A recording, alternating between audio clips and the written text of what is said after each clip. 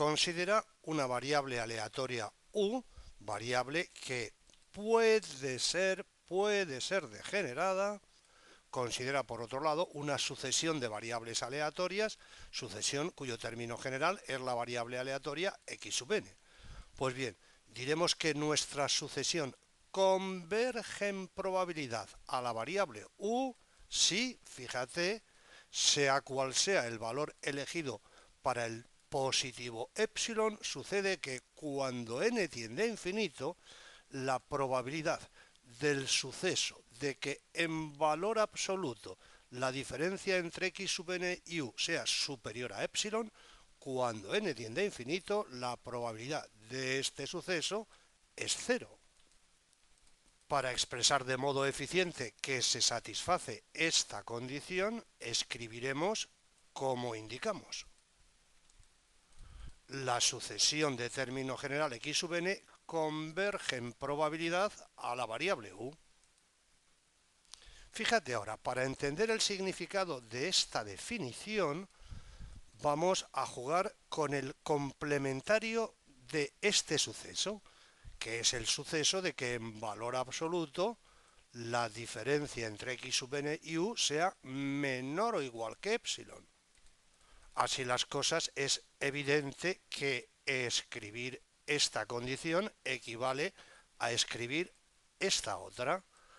Sea cual sea el positivo epsilon que elijamos, cuando n tiende a infinito, la probabilidad del suceso de que en valor absoluto la diferencia entre x sub n y u sea menor o igual que epsilon, la probabilidad, decimos, de este suceso cuando n tiende a infinito es la unidad.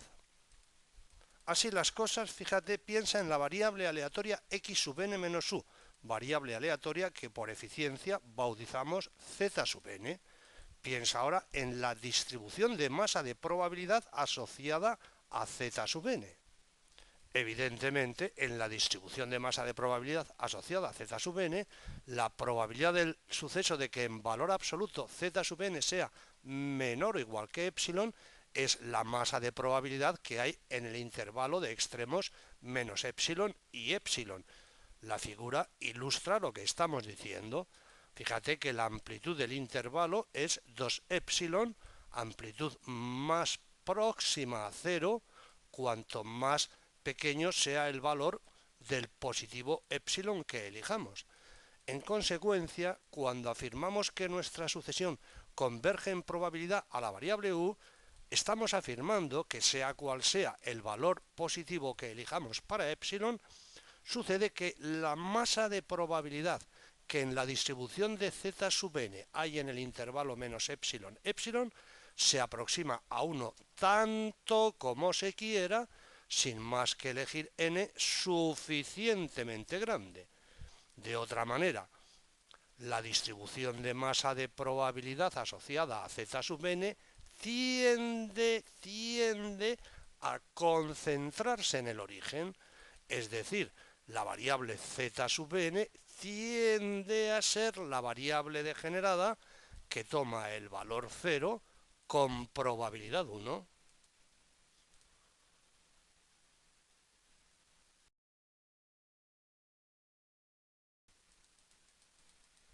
Fíjate ahora, de nuevo ponemos ante tus ojos la definición de convergencia en probabilidad.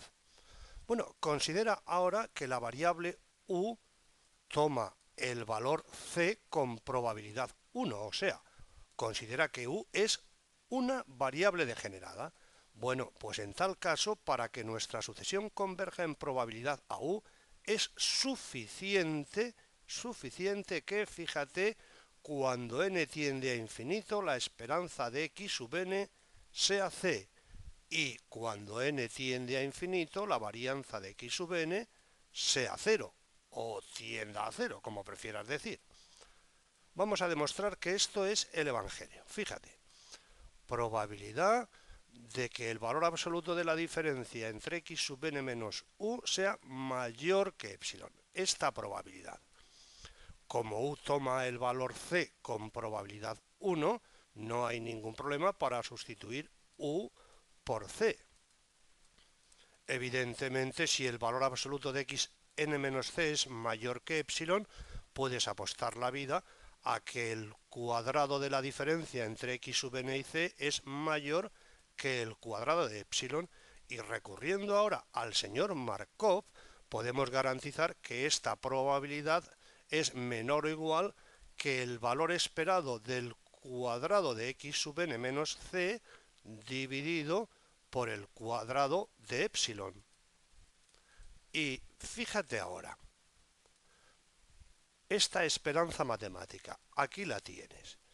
Trivialmente nada cambia si restamos la esperanza de x sub n y sumamos la esperanza de x sub n. Desarrollando ahora el cuadrado de esta suma de dos sumandos, trivialmente estamos aquí. Fíjate, cuadrado del primer sumando, cuadrado de este sumando, doble producto del primer sumando por el segundo sumando. Y jugando con la linealidad del operador esperanza, fíjate, la esperanza de esta suma de tres sumandos es, fíjate, aquí la esperanza del primer sumando.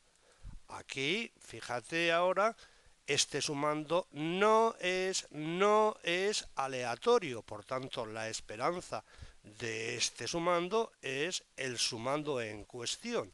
Fíjate ahora en el tercer sumando, producto de este factor por este otro, este factor no es aleatorio, Por tanto, dos veces la esperanza de este factor por este factor que, como decimos, no es aleatorio. Ahora bien, fíjate, la esperanza de la segunda potencia de la diferencia entre x sub n y su media es la varianza de x sub n. Y por otro lado, fíjate en esta esperanza de x sub n menos la esperanza de x sub n. Es la diferencia entre la esperanza de x sub n y la esperanza de x sub n, que es 0. En consecuencia, este ladrillo es suma de la varianza de x sub n, este sumando, suma y del cuadrado de la diferencia entre la esperanza de x sub n y c, este sumando. Así las cosas, este pedrusco lo sustituimos por este otro, que es lo que hemos hecho aquí. Así las cosas, fíjate, esta probabilidad, aquí la tienes, es menor o igual que este ladrillo, Observa que esta probabilidad naturalmente es mayor o igual que 0. Y si se satisface esta cadena de desigualdades, también se satisface calculando el límite de este ladrillo cuando n tiende a infinito y el límite de este ladrillo cuando n tiende a infinito. Ahora bien, si el límite de la esperanza de x sub n es c y el límite de la varianza de x sub n es 0, resulta que cuando n tiende a infinito, fíjate, este sumando tiende a 0 y también este, con lo cual este límite es 0 y también es 0 el límite que indicamos, lo que demuestra que nuestra sucesión de término general x sub n converge en probabilidad a la variable u, variable degenerada que toma el valor c con probabilidad 1. Así que, ya sabes, importante propiedad, si la variable u es degenerada y toma el valor c con probabilidad 1, para que nuestra sucesión converja en probabilidad a u, es suficiente, no necesario, solo suficiente, que la esperanza de x sub n tienda a c, tenga límite c cuando n tiende a infinito y la varianza de x sub n tenga límite 0 cuando n tiende a infinito. No hay que decir que si tu profe te explica esto en examen, perfectamente podría ponértelo en examen, pedirte la demostración en examen.